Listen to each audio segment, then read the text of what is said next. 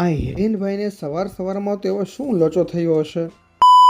હર હર મહાદેવ, હું છું આપનો ધવલ લીંબાણી ને સ્વાગત છે ઇન્ફિનિટી સલૂનના મિની વ્લોગમાં. તો સવારમાં આપણે પહોંચી ગયા હતા જલેબી ફાફડા ખાવા. તો દરરોજની જેમ આપણે નીકળી ગયા હતા જંકર સલૂન પર જવા માટે.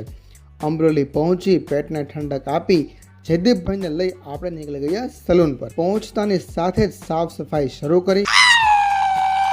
બોર્ડ ઉપર મસ્ત મજાનો થોટ લખી નાખ્યો અને દિવસની શરૂઆત કરી. ત્યાં તો થોડી વારમાં માસી અમારા બધા માટે મસ્ત મજાની ચા લાવ્યા. પછી તો હું ને ઋતુભાઈ ને બધા લગી ગયા ચાની મોજમાં.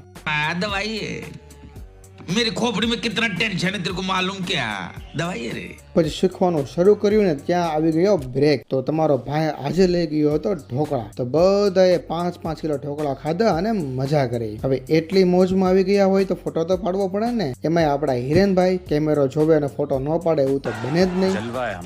પછી બપોરના સમયે જયદીપભાઈ કે મને બહુ જ તરસ લાગી છે, મારે શેરડીનો રસ પીવો છે. તો એને લઈ ગયો હું શેરડીનો રસ પીવા. अबे साले પછી હારવાર આપણે રસના 2-5 ગ્લાસ તો ઠપકાર્યા. भाई साहब कुछ ज्यादा नहीं हो गया ये? मतलब कुछ भी. પછી ક્લાસ પૂરો કરી આપણે નીકળી ગયા ધારી માટે અને પહોંચી ગયા ઇન્ફિનિટી સલૂન પર. ત્યાં પહોંચી જ્યાં આપણે અપોઇન્ટમેન્ટ લીધી હતી એમનું કામ કરવાનું શરૂ કર્યું. લ્યો બોલો હવે આને શું થયું હશે? સાટલી એટલી ગરમી પડે છે ને કે વાત જ પૂછવામાં.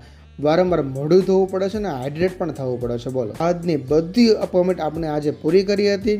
છેલ્લે આવ્યા એમાંય આપણા બે જીગરજાન મિત્રો મને કે મારે આમ કરવું તેમ કરવું. મેં તમારે જે કરવું એ કરો, મને એક બેમાંથી એકેય પૂછતા નહીં. મને ફૂલ થાક લાગ્યો છે. પછી બે એકબીજાનું સામે કામ કરવાનું શરૂ કર્યું ને જોઈ લો છે ને બે પૈકી કારીગરના બાસકા. मैं क्या करूं फिर जॉब छोड़ दूं. તો બસ આવી રીતે આજના દિવસની પૂર્ણાહુતિ કરી અને સરસ મજાની કેન્ડી ખાઈને સૂઈ ગયા. તો કેવો લાગ્યો આજનો વ્લોગ કમેન્ટમાં જરૂરથી જણાવજો. હા, અને કમેન્ટ